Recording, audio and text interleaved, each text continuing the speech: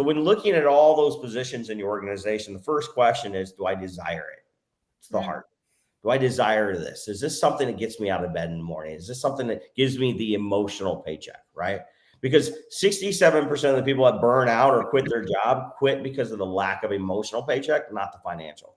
And even as entrepreneurs, we get to a point where like, I don't want to do this anymore because you just emotionally aren't being rewarded. Number two is behavior, right? Every process or seat you sit in has a process attached to it, right? Whether it's sales or TC, transaction coordinator, there's a process that that person does traditionally.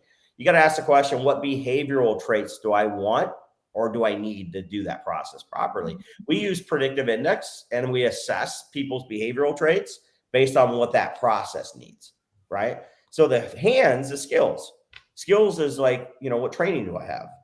Am I the best person training wise, knowledge wise to do this role? And then the feet is what moves you, right? Like what competencies do you have that give you energy in this role? So that last piece, which is the feet, I use Patrick Lencioni's assessment called the working genius, because you talked about moving into your genius area. Well, you got to know what your working geniuses are.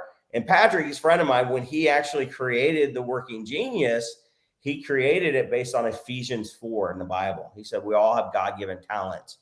And so we want to make sure we're matching up the heart, the head, the hands, the feet to that process, not the position. People always hire for positions, and I always tell them, no. Your position is different in company from company. Sales can be different, vastly different from one company to the next, but the process can be matched up.